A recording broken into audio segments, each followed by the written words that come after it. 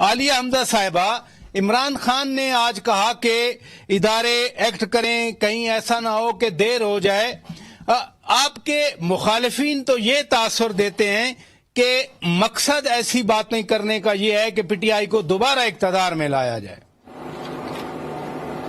بسم اللہ الرحمن الرحیم۔ تھینک یو شوکت صاحب۔ شوکت صاحب، میں تو دو چار باتیں بتاؤں گی اور اس کے بعد یہ جو گھٹنوں کو کون ہاتھ لگا رہا ہے اور کیا کہہ رہا ہے، آپ نے میں صرف 4-5 باتیں آپ ان کی ذرا نوٹ کر لیں۔ بیوروکریٹس کی ترقی I S I brigade N O C جاری ہوگا، وہ بھی جی ایچ کیو سے ہوگا۔ اب آپ مجھے یہ بتا دیں اور خود فیصلہ کر لیں کون اداروں کو گھٹنے لگا رہا ہے اور کون گھٹنے نہیں لگا رہا۔ اور ابھی یہ 2 دن پہلے کی بھی سٹیٹمنٹ یہ مولانا فضل الرحمان کی، اسلم بوتانی صاحب کی، خالد مکسی صاحب کی، اور مولانا فضل الرحمان کی سٹیٹمنٹ تو میں یہ بتا دوں کہ انہوں نے خود بتایا ہے کہ شکر ہے اداروں نے دیر نہیں کر دی۔ تو اب مطلب ان کی بات سنوں، میں کس کی بات سنوں اور کون اداروں کے گھٹنوں کو ہاتھ لگا رہے، کون ان کی انگلی پکڑ کر آیا ہے، اور یہ کون سی عدم اعتماد آئی تھی اور کیا ہوا تھا۔ اور ہم جو بات کرتے ہیں بار بار، میں 2 چیزوں کے اندر ایک بات میں کلیئرٹی کرنا چاہتی ہوں۔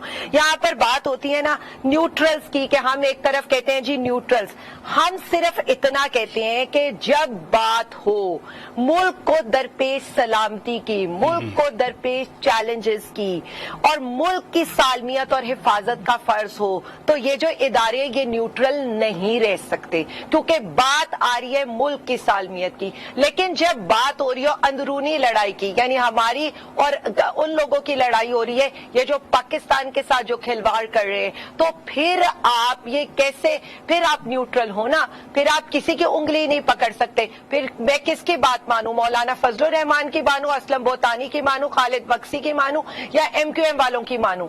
بات ہم 2 چیزوں میں ڈفرینشیٹ کریں۔ اور پھر سزا کس چیز کی مل رہی ہے آپ صحافیوں کو؟ ایاز امیر کو کس چیز کی مل رہی ہے، یا عمران ریاض خان کو کس چیز کی مل رہی ہے؟ اور وہی بات خان صاحب کہہ رہے ہیں، بات کی ہے کہ آپ سارا وقت 3 سال آپ ہمیں یہی بتاتے رہے، بلکہ 35 سال سے ہم یہی سنتے رہے، اور ساری دنیا نے دیکھا جس طرح انہوں نے ایون فیلڈ، سرے محل، یہ جو سارے ان کے کیسز تھے کہ یہ کتنے بڑے چور لٹیرے تھے، عوام کا پیسہ لوٹ کر انہوں نے اپنی جائیدادیں بنائی، اپنے لوگوں کے، اپنی اولادوں کے پیٹ پالے، ہمارے عوام کے لوگوں کے بچوں کا حصہ کاٹ کے۔